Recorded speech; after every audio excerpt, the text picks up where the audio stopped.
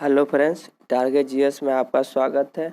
आज हम लेकर आए एनटीपीसी जो CN 1/2019 जो एग्ज़ाम पड़ा है, जो 28 दिसंबर 2020 से 31 जुलाई 2021 तक जो एग्ज़ाम हुआ है, टोटल 125 शिफ्टों में एग्ज़ाम हुआ है, उसका हम लेकर आए हैं। आज जो क्वेश्चन है जो 2 फरवरी 2021 का फर्स्ट शिफ्ट का क्वेश्चन है, इससे पहले हम 2 शिफ्ट का आने के सेकेंड शिफ्ट और 1 मार्च का हम क्वेश्चन जो वीडियो अपलोड कर चुके हैं।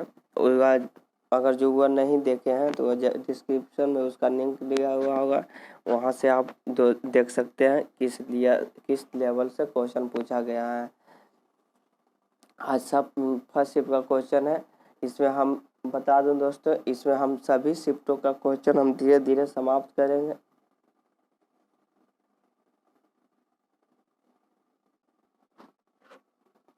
इसमें बता दूं दोस्तों कि हम सभी शिफ्टों का क्वेश्चन हम एनालिसिस करेंगे, और वो भी ग्रुप डी का एग्ज़ाम या तो एनटीपीसी का मेंस का एग्ज़ाम से पहले हम इसको पूरा शिफ्टों का क्वेश्चन हम एक बार ज़रूर देख लेंगे।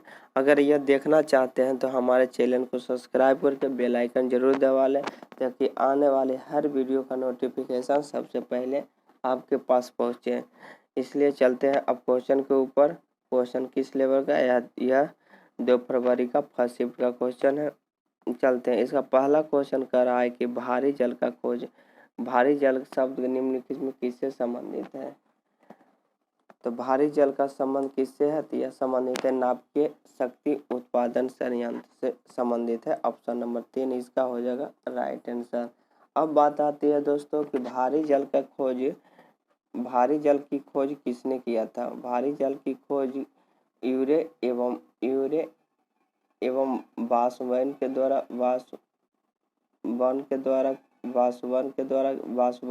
किया गया था।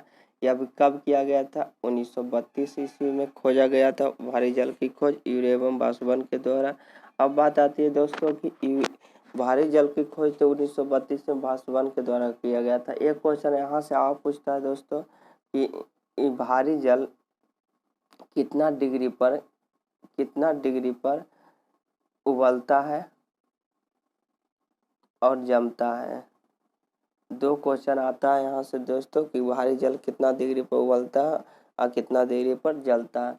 तो जान लीजिए दोस्तों कि जमता है 3.8 डिग्री सी पर भारी जल जो है जम जाता है, और उबलता है 101.4 डिग्री सी पर भारी जल उबलता है।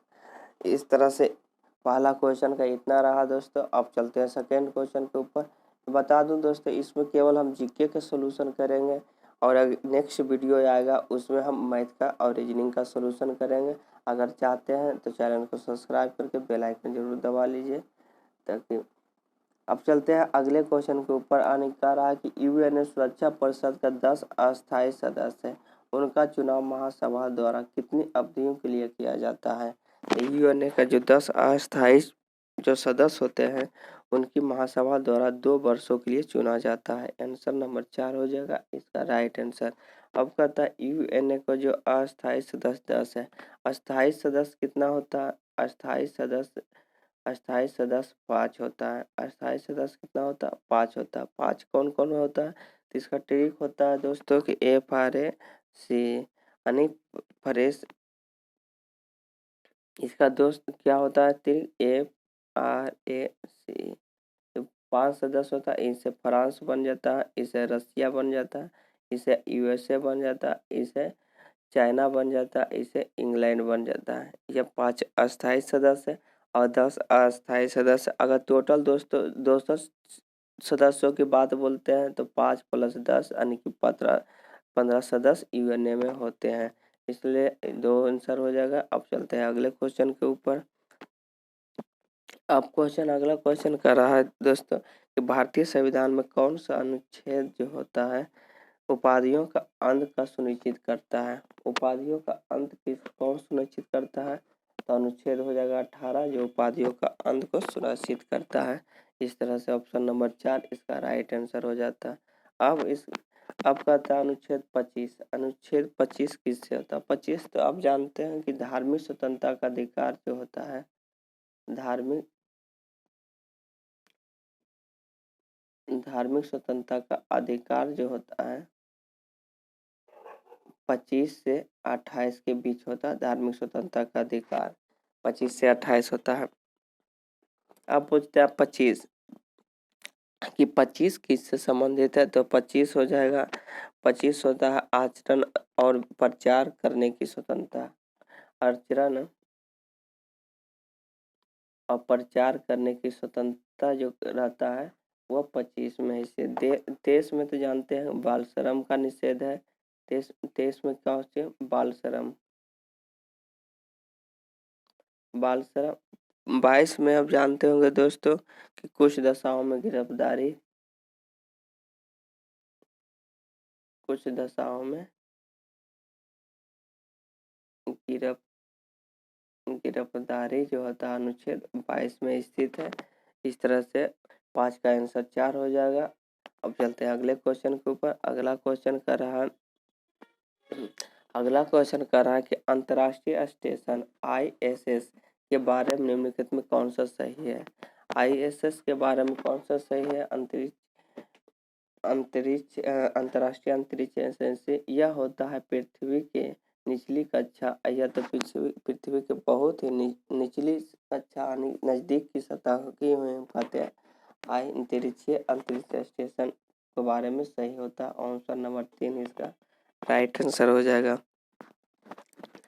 अब चलते हैं अगले क्वेश्चन के ऊपर। अगला क्वेश्चन कर रहा है कि 31 दिसंबर 1947 को भारतीय संविधान सभा में कौन सा प्रांत प्रतिनिधित्व अधिकतम था? यानी कि कौन सा प्रांत 31 दिसंबर 1947 में कौन सा प्रांत का प्रतिनिधित्व अधिकतम था? यह हो गया था कौन? संयुक्त प्रांत। संयुक्त प्रांत का प्रतिनिधित्व सबसे अधिक था। ऑप्शन नंबर 4 हो जाएगा इसका राइट आंसर। अब चलते हैं अगले क्वेश्चन के ऊपर दोस्तों कि अगला क्वेश्चन कर रहा है कि भारतीय राष्ट्रीय कांग्रेस का पहला अधिवेशन जो हुआ 1885 में आयोजित किया गया था। इसका आयोजन जो भारत के किस शहर में किया गया था? 1885 में राष्ट्रीय कांग्रेस की स्थापना हुआ था। तो यह किसके द्वारा किया गया था? यह किया गया था एओ होम्स के द्वारा किया गया था। एओ होम्स के द्वारा किया गया था 1885 में। यह पहला अधिवेशन कहाँ हुआ था? यह पहला अधिवेशन बम्बई में हुआ था। कर रहे थे कौन? व्योमेश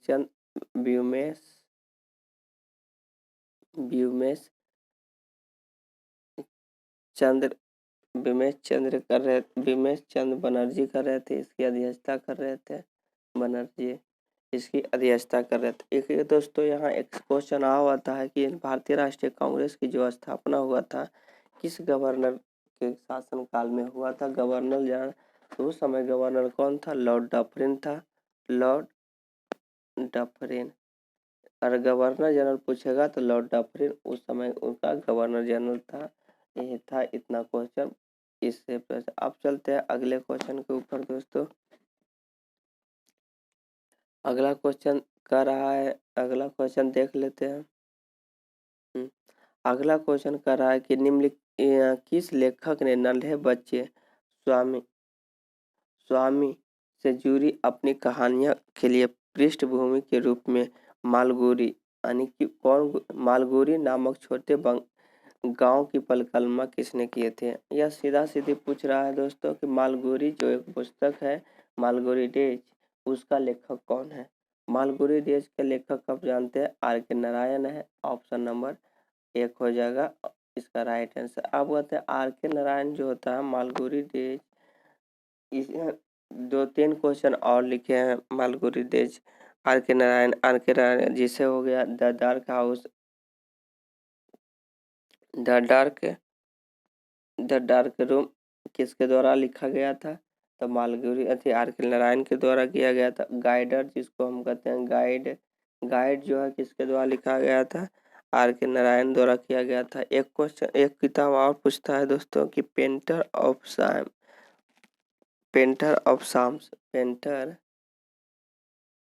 साइंस जो होता है किसके द्वारा, पुस्तक के लेखक कौन है? तो RK नारायण के द्वारा लिखा गया था। तो आर के नारायण द्वारा 5 पुस्तक लिखे गए थे, उसमें से मालगुडी डेज भी किनके द्वारा लिखा गया था, आर के नारायण के द्वारा लिखा गया था। अब चलते हैं दोस्तों अगले क्वेश्चन के ऊपर। अगला क्वेश्चन कर रहा है कि निम्नलिखित में से कौन सा आउट डिवाइज नहीं है, कौन सा आउट डिवाइज नहीं है। तो आउट डिवाइज के बारे में तो जानते होंगे दोस्तों कि आउट डिवाइज स्कैनर जो होता है आउट डिवाइज नहीं होता। यह क्या कौन सा डिवाइज होता है, इनपुट डिवाइज होता है। इस तरह से ऑप्शन नंबर 2 इसका राइट आंसर हो जाएगा। अब चलते हैं अगले क्वेश्चन के ऊपर। अगला क्वेश्चन कर रहा है दोस्तों कि निम्नलिखित में कौन सा भारत सभी एटीएम से जोड़ने का काम करता है, यानी कि भारत के सभी एटीएम को जोड़ने का काम कौन करता है। तो यह करता है भारतीय राष्ट्रीय भुगतान निगम। भारतीय राष्ट्रीय भुगतान निगम जो होता है कि एटीएम की जितने भी एटीएम की शाखाएं होती हैं सबकी जोड़ने की काम करती है। ये ऑप्शन नंबर 2 हो जाएगा इसका राइट आंसर। अब यहाँ से एक क्वेश्चन आ आता है दोस्तों कि एटीएम जो होता है सबसे पहले जो है कौन सा बैंक के द्वारा लगाया गया था। तो यह एटीएम जो है सबसे पहले 1987 में HSBC के द्वारा लगाया गया था। किसके द्वारा लगाया गया था, HSBC के द्वारा लगाया गया था सबसे पहला एटीएम। अब चलते हैं क्वेश्चन के ऊपर, अगले क्वेश्चन के ऊपर दोस्तों। अगला क्वेश्चन देख लेते हैं। हाँ, अगला क्वेश्चन कर रहा है कि आधुनिक प्रिंटर की जो गति होती है, गति की गणना निम्नलिखित में किस इकाई से द्वारा किया जाता है। आधुनिक गति का जो प्रिंटर की गति जो होता है PPM के द्वारा व्यक्त किया जाता है। ऑप्शन नंबर 2 हो जाएगा इसका राइट आंसर। अब चलते हैं अगले क्वेश्चन के ऊपर दोस्तों। अगला क्वेश्चन कर रहा है कि निम्नलिखित में कौन सा देश जो 2018 का जो फीफा वर्ल्ड कप हुआ है उसका मेजबानी की थी, यानी फीफा वर्ल्ड कप 2018 में मेजबानी कौन सा देश किया था। इसका मेजबानी रूस किया था। विनर टीम कौन था, विनर टीम था फ्रांस था दोस्तों, फ्रांस इसका विनर टीम था। रनर टीम यानी कि जीतने वाला रनर टीम क्रोएशिया था, क्रोएशिया इसका हारने वाला टीम थे। अब चलते हैं वो विजेता रह चुकी थी। अब फ्रांस का विजेता रह चुका था। यह हुआ था कहाँ, रूस में हुआ था फीफा 2018। अब चलते हैं अगले क्वेश्चन के ऊपर दोस्तों। अगला क्वेश्चन कर रहा है कि मैथ का क्वेश्चन देख लेते हैं। हाँ, वो अगला क्वेश्चन कर रहा है कि 2011 की जनगणना के अनुसार निम्नलिखित में से कौन सा राज्य जो है सबसे कम शहरीकृत राज्य है। सबसे कम शहरीकृत राज्य कौन सा होता है, सबसे कम शहरीकृत राज्य हिमाचल प्रदेश हो जाएगा। ऑप्शन नंबर 3 इसका राइट आंसर हो जाएगा। अब चलते हैं अगले क्वेश्चन के ऊपर दोस्तों। अगला क्वेश्चन जीके देख लेते हैं 3 वर्ष। अब चलते हैं अगला क्वेश्चन रहा है ये क्वेश्चन कि जीपीएस के संदर्भ में कौन सा कथन सही है। तो जीपीएस के बारे में हम जानते हैं दोस्तों, जीपीएस का फुल फॉर्म क्या होता है। जीपीएस का फुल फॉर्म ग्लोबल पोजीशन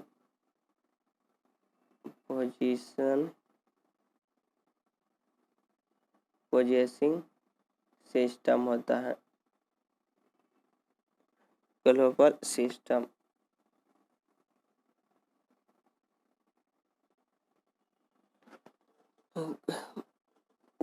होता है। जीपीएस का फुल फॉर्म होता है ग्लोबल पोजीशनिंग सिस्टम होता है।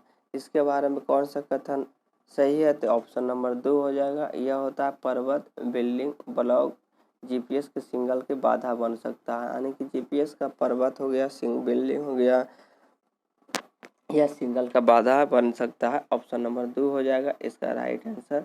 अब चलते हैं अगले क्वेश्चन के ऊपर। अगला क्वेश्चन हो रहा है, अगला क्वेश्चन देख लेते हैं। हाँ, अगला क्वेश्चन कह रहा है कि IMF विश्व बैंक का गठन 1944 में हुआ था, ऐसा कर इसका मुख्यालय किस शहर में है।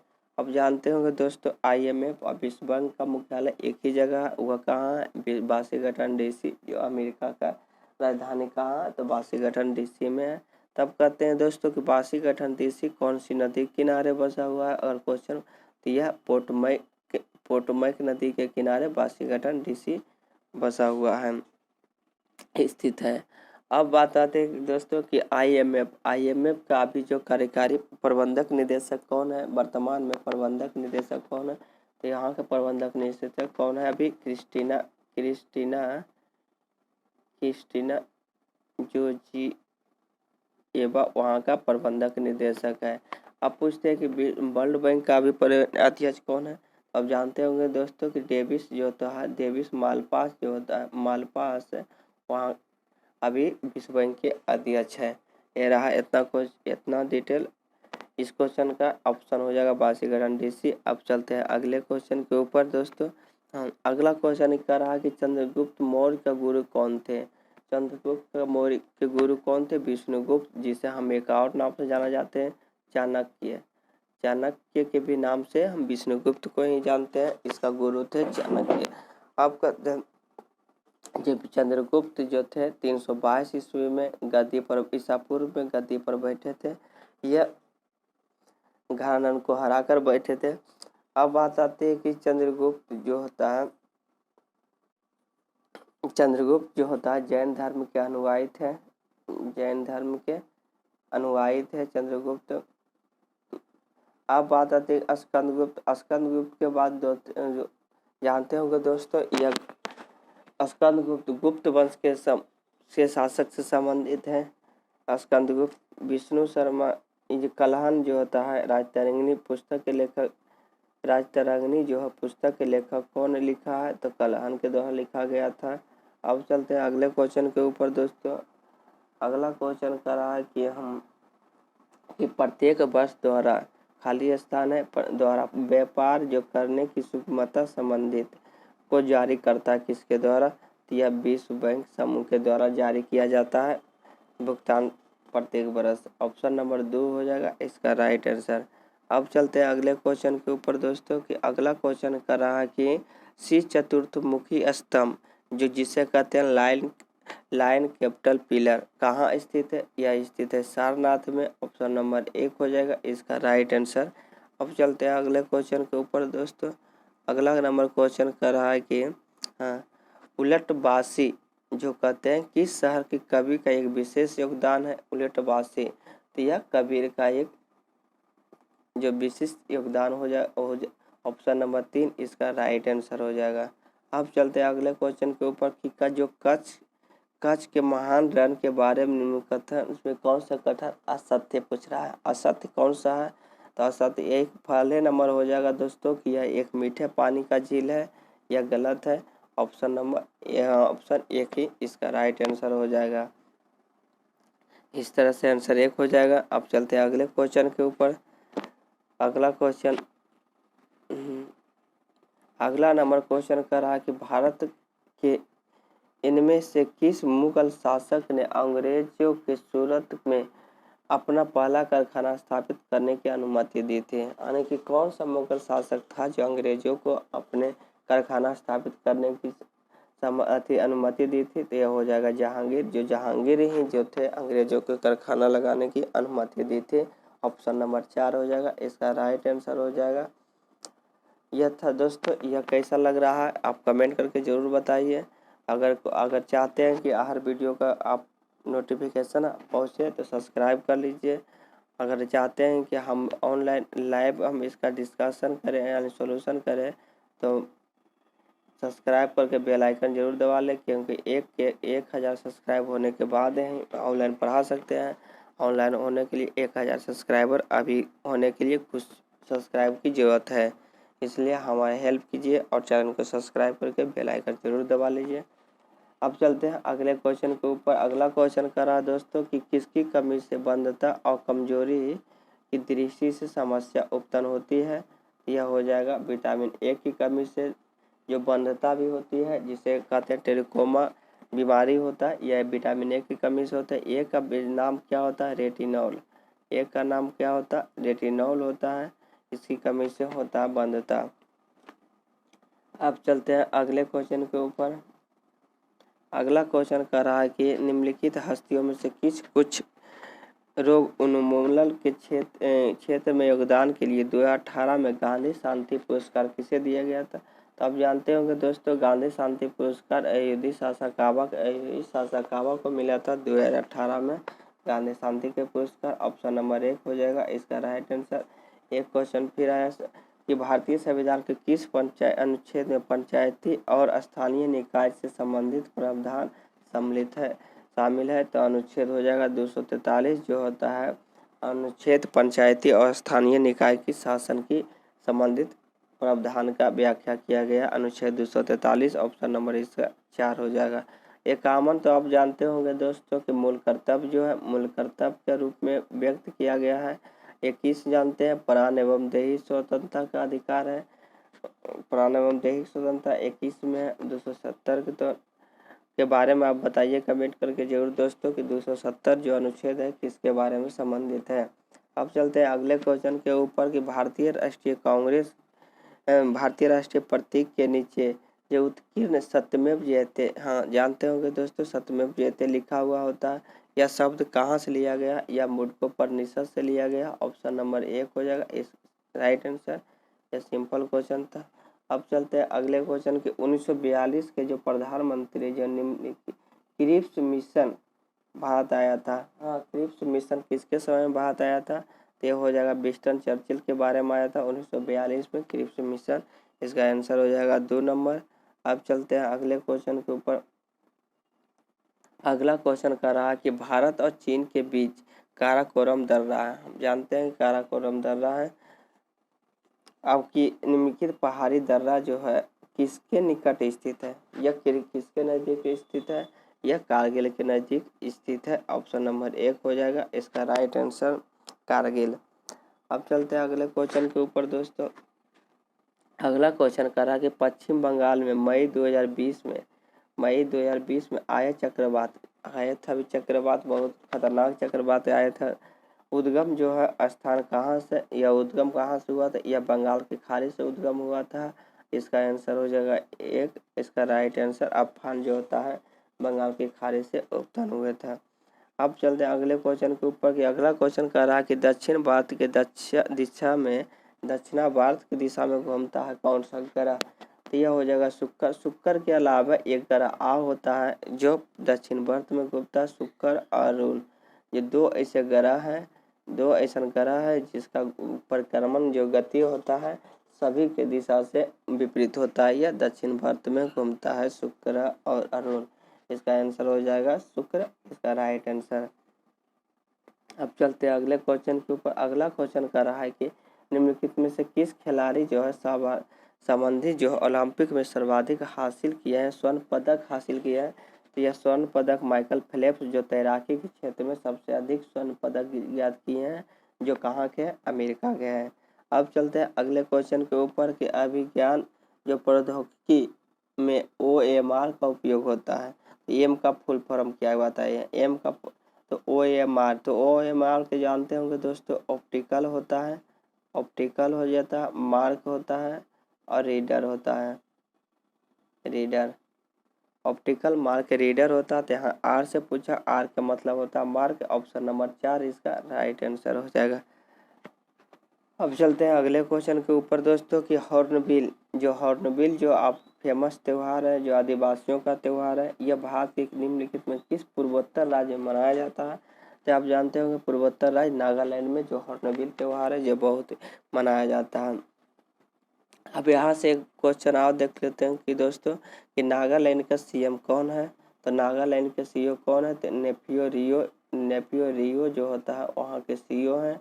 यहाँ के अगर गवर्नर अगर पूछते हैं कि नागालैंड का गवर्नर कौन है तो कौन है? RN रवि वहाँ का गवर्नर है। रवि जो होता है नागालैंड का गवर्नर है। इस तरह से दोस्तों कितने राज्यों के भी तो गवर्नर चेंज हुए हैं। जैसे मिजोरम का गवर्नर कौन है? मिजोरम का CM कौन है? मिजोरम का CM कौन है? तो मिजोरम का CM हो जाएगा कौन हो जाएगा? मिजोरम का CM हो जाएगा जोरामथंगा जो वहाँ का CM है। जोरामथंगा ऐसे लिखा जोरामथंगा वहाँ का CM है। अगर वही वहाँ का गवर्नर अगर पूछ दे तो गवर्नर वहाँ का गवर्नर अभी चेंज हुआ है हाल ही में। वहाँ का गवर्नर हो जाएगा हरि बाबू कम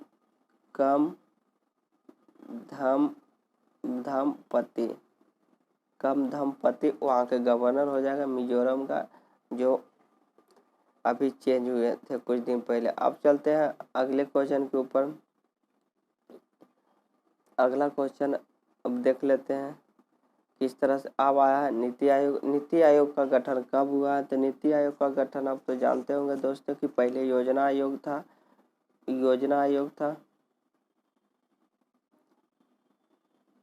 आयोग था, उसको हटाकर नीति आयोग बनाया गया। तो नीति आयोग, इसका अध्यक्ष कौन होता है? इसका अध्यक्ष जो होता है कौन होता है? इसका अध्यक्ष पीएम होता है। तब पूछेगा कि नीति आयोग का जो गठन जो होता है 1 जनवरी 2015 में हुआ है योजना आयोग के जगह पर। अब होता है इसका अध्यक्ष पीएम होता है। तो बताना दोस्तों कि नीति आयोग का प्रथम अध्यक्ष कौन थे? तो इसका प्रथम अध्यक्ष कौन हो जाएंगे? अभी वर्तमान में भी है नरेंद्र मोदी जो इनका प्रथम अध्यक्ष हुए थे। अब बात आती है कि नीति आयोग का फुल फॉर्म क्या होता है? तो नीति आयोग का फुल फॉर्म होता है नेशनल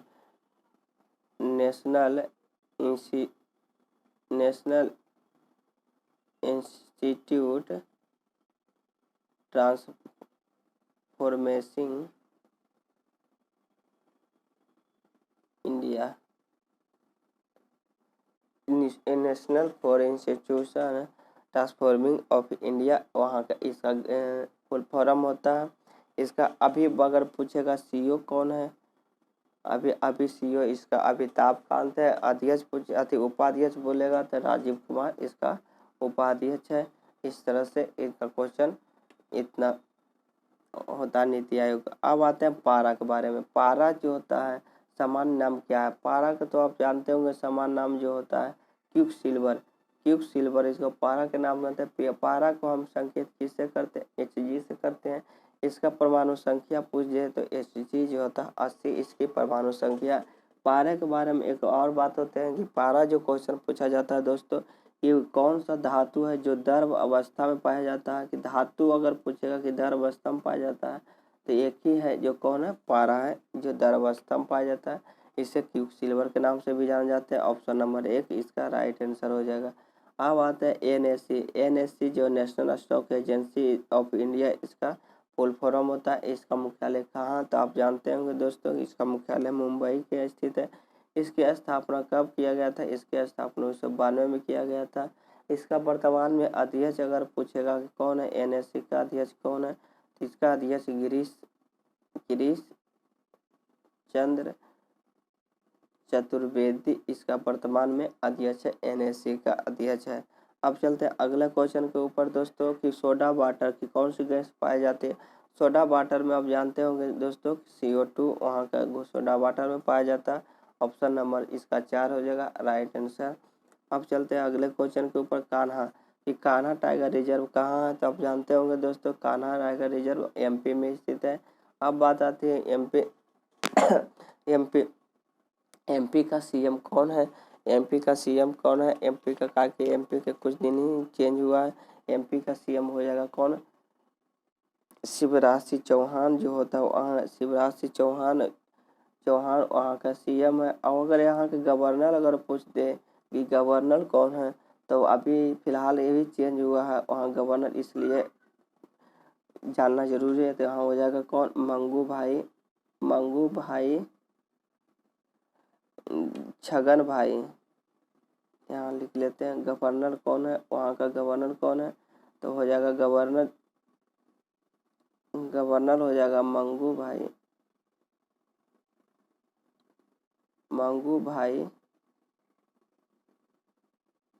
छगन भाई पटेल, इतना बड़ा नाम है। वहाँ का गवर्नर मंगू भाई छगन भाई पटेल वहाँ MP का गवर्नर हो जाएगा। अब चलते हैं अगले क्वेश्चन के ऊपर दोस्तों। ये अगला क्वेश्चन कर रहा है कि निम्नलिखित में किसे आधुनिक रूप से संशोधित यानी GM फसल कानूनी खेती के लिए अनुमति दिया है?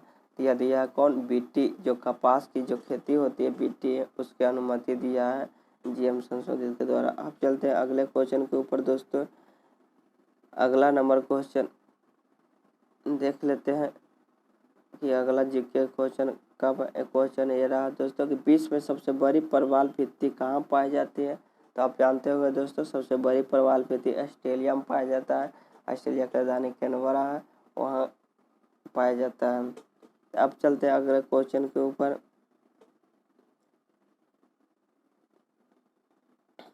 हाँ, अगला क्वेश्चन कर रहा है कि जीके देख लेते हैं।